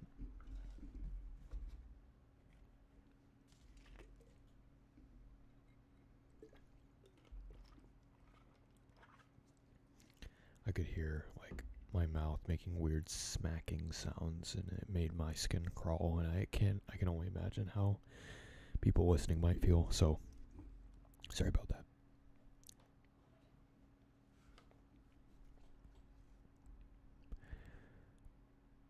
We know things, he said, only through our 5 senses or religious intuitions. Wherefore, it is quite impossible to refer to any object or spectacle which cannot clearly be depicted by the solid definitions of fact or the correct doctrines of theology. Preferably those of the Congregationalists, with whatever modifications tradition and Sir Arthur Conan Doyle may supply. With this friend, Joel Manton, I had often languidly disputed. He was a principal of the East High School, born and bred in Boston, and sharing New England's self-satisfied deafness to the delicate overtones of life. It was his view that our only normal objective experiences possess any aesthetic significance, and that it is the province of life in the artist that not so much arouse strong emotion by action, ecstasy, and astonishment as to maintain a placid interest and appreciation by the accurate, detailed transcripts of everyday affairs. Especially did he object to my preoccupation with the mystical and unexplained, for although believing in the supernatural much more fully than I, he could not admit that it was sufficiently commonplace for literary treatment, that a mind can find its greatest pleasure in escapes from the daily treadmill, and original and dramatic recombinations of images usually thrown by habit and fatigue in the hackneyed patterns of actual existence, was something virtually incredible to his clear, practical, and logical intellect. With him all things, feelings in fixed dimensions, properties, causes, and effects, and although he knew that the mind sometimes holds visions and sensations of far less geometrical, classifiable, and workable nature, he believed himself justified in drawing the arbitrary line and ruling out all court that all cannot be experienced and understood by the average citizen. Besides, he was almost sure that nothing can be really unnameable. It did not sound sensible to him.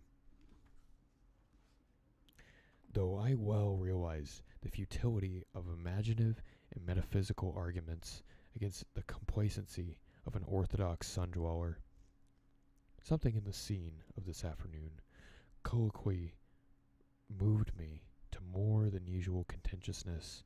The crumbling slate slabs, the patriarchal trees, and the centuried gambrel roofs of the witch-haunted old town that stretched around all combined to rouse my spirit in defense of my work.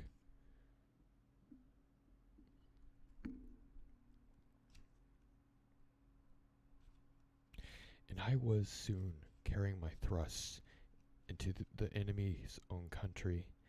It was not indeed difficult to begin a counterattack, for I knew that Joel Manton actually half clung to many old wives' superstitions, which sophisticated people had long outgrown. Beliefs in the appearance of dying persons at distant places, and in the impressions left by old faces on the windows through which they had gazed all their lives. To credit these whisperings of rural grandmothers, I now insisted, argued a faith in the existence of spectral substances on the earth apart from subsequent to the material counterparts. It argued a capability of believing in phenomena beyond all normal notions, for if a dead man can transmit his visible and tangible images half across the world, or down the stretch of the centuries, how can it be absurd to suppose that deserted houses are full of queer sentient things, or that graveyards teem with the terrible unbodied intelligence of generations? And since spirit, in order to cause all the manifestations attributed to it, it cannot be limited by any of the laws of matter.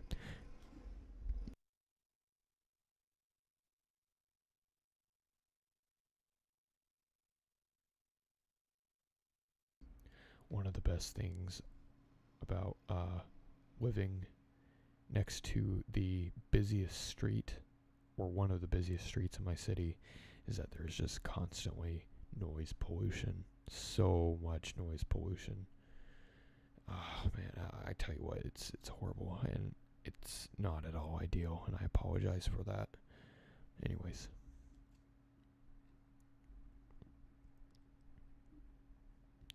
And since spirit, in order to cause all the manifestations attributed to it, cannot be limited by any way of laws of matter, why is it extravagant to imagine physically living dead things and shapes, or absences of shapes, which must be for human spectators be utterly and appallingly unnameable? Common sense, in reflecting these objects, I assured my friend with some warmth, is merely a stupid absence of imagination and mental flexibility.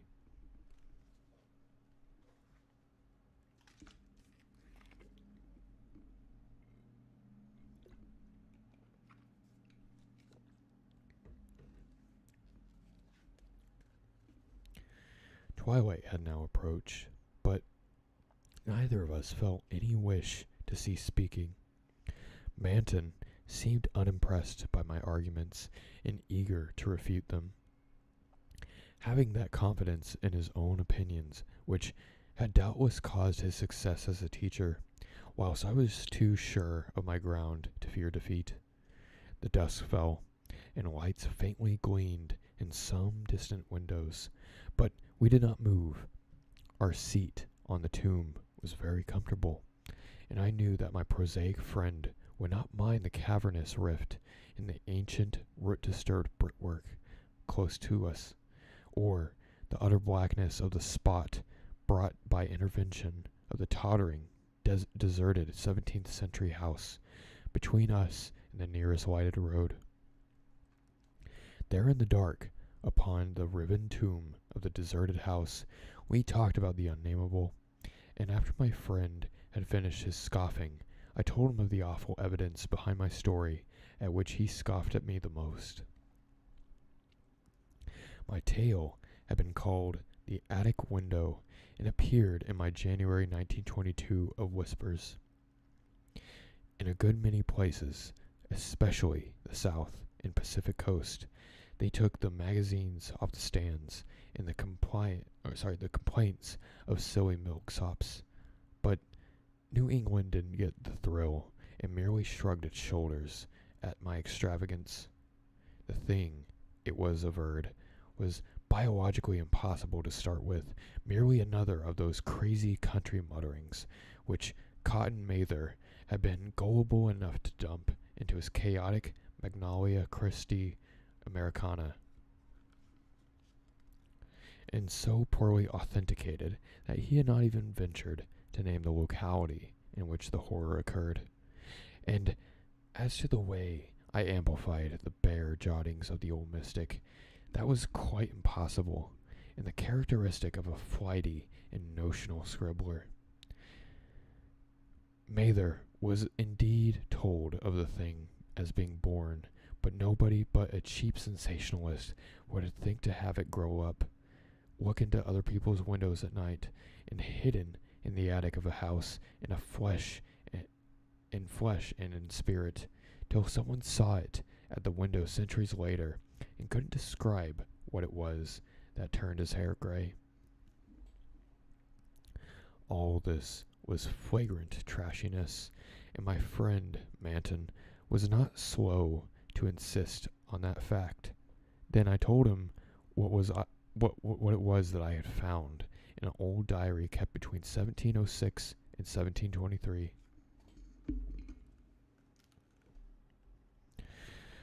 I had found in an old diary that certain family papers not a mile from here were sitting, that the certain reality of the scars on my ancestor's chest and back with which the diary described, I told him too of the fears of others in the region, and how they were whispered down for generations, and how no mythical madness came to the boy who in 1793 entered an abandoned house to examine certain traces suspected to be there.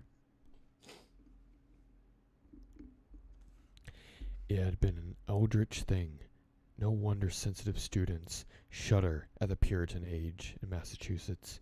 So little known of what went on beneath the surface, yet so little, yet such a ghastly festering as it bubbles up putrescently in the occasional ghoulish glimpses, the witchcraft terror in a horrible ray of light on which was stewing in men's crushed brains. But even that is a trifle. There is no beauty, no freedom. We can see that from the architectural and household remains in the poisonous sermons of the cramped divines.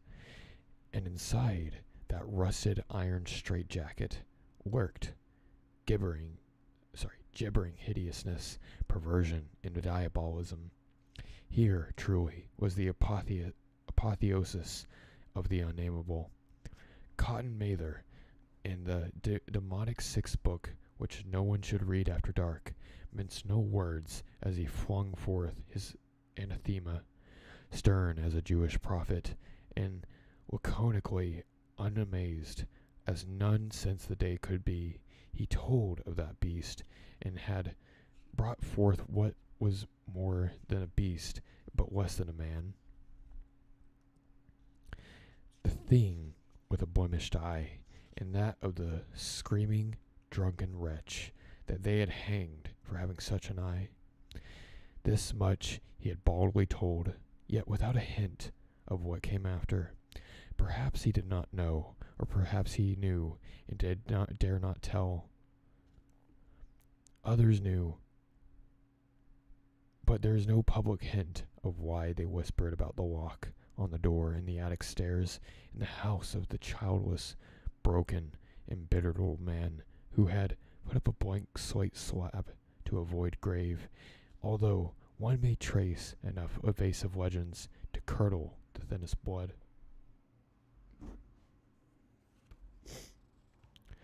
It is all in that ancestral diary I found, all the hushed innuendos and furtive tales of things with blemished eye, seen windows in the night, or in deserted meadows near the wood. Something had caught my ancestor on a dark valley road, leaving him with marks of horns in the chest and of ape-like claws on his back. And when they looked for prints in the trampled dust, they found the mixed marks of split hooves and vaguely anthropoid paws. Once a post rider, he saw an old man chasing and calling to a frightful loping, nameless thing on Meadow Hill in the thinly moonlit hours before dark, and believed him certainly. There was strange talk one night in 1710 when the childless, broken old man was buried in a crypt behind his own house in sight of the blank slate slab.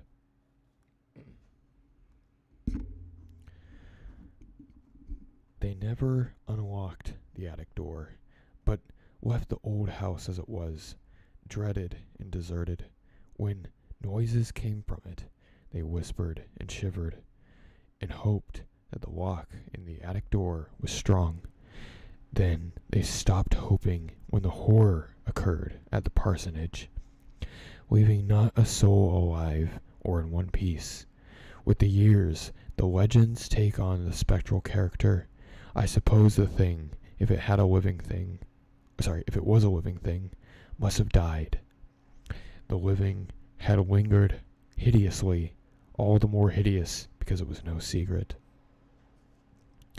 During this narration, my friend Manton became very silent, and I saw my words had impressed him. He did not laugh as I paused, but asked quite seriously about the boy who went mad in 1793, and who had presumably been the hero of my fiction.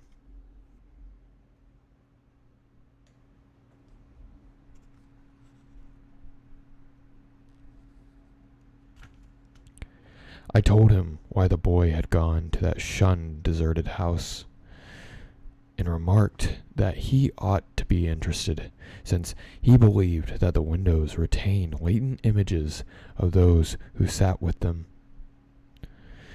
The boy had gone to look at the windows of that horrible attic. Because of the tales of things seen behind them, and had come back screaming maniacally. Manton remained thoughtful as I said this, but gradually reverted to his analytical mood. He granted, for the sake of argument, that some unnatural monster had really existed, but reminded me that even the most morbid perversion of nature need not be unnameable or scientifically indescribable. I admired his clearness and persistence, and added some further revelations I had collected among the old people. Those later spectral legends I had made plain related to monstrous apparitions far more frightful than anything organic could be. Apparitions of gigantic bestial forms, sometimes visible, sometimes only tangible, which floated about on moonless nights and haunted the old house, the crypt behind it, and the grave where a sapling had sprouted beside an illegible slab. Whether or not such apparitions had ever gored or smothered people to death, as told by uncorroborated traditions, they had produced a strong and consistent impression, and were yet darkly feared by very aged natives, though largely forgotten by the last 2 generations. Perhaps dying for lack of being thought about. Moreover, so far as aesthetic theory has been evolved, if the psychic emanations of human creatures be grotesque distortions, what coherent representation could express or portray so gibbous and infamous a nebulosity as the specter of a malign, chaotic perversion, itself a morbid blasphemy against nature? Molded by the dead brain of a hybrid nightmare, would not such a vaporous terror constitute, in all loathsome truth, the exquisitely, intriguingly unnameable? The hour must now have grown very late. A singularly noiseless bat brushed by me, and I believe it touched Manton also, for although I could not see him, I felt him raise his arm. Presently he spoke. "But is that house with the attic window still standing deserted?" "Yes," I answered, "I have seen it." "And did you find anything there in the attic or anywhere else?" "There were some bones up under the caves. They may have been what the boy saw. If he was sensitive, he wouldn't have needed anything in the window glass to unhinge him. If they all came from the same object, it must have been an hysterical, delirious monstrosity. It would have been blasphemous to leave such bones in the world, so I went back with a sack and took them to the tomb behind the house. There was an opening where I could dump them in. Don't think I was a fool. You ought to know that I have that skull. It has 4-inch horns, but a jaw and face something like yours and mine." At last I could feel a real shiver run through Manton, who had moved very near, but his curiosity was undeterred. "And what of the window panes?" "They were all gone. One window had lost its entire frame, and the others, they had not a trace of glass in the little diamond apertures. They were that kind, the old lattice windows that went out of use before 1700. I don't believe they had any glass for 100 years or more. Maybe the boy broke 'em, and then, if he got that far, but the legend doesn't say." Manton was reflecting again. "I'd like to see the house, Carter. Where is it? Glass or no glass, I must explore it a little. And the tomb where he had put the bones, and the other grave without an inscription. The whole thing must be a bit terrible."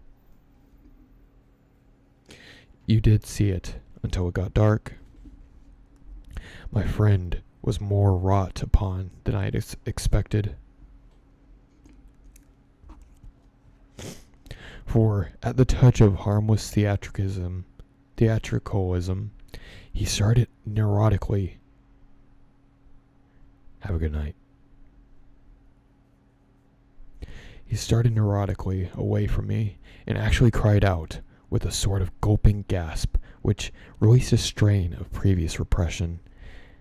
It was an odd cry, and all the more terrible because it was answered, for it was still echoing. I heard a creaking sound through the pitchy blackness.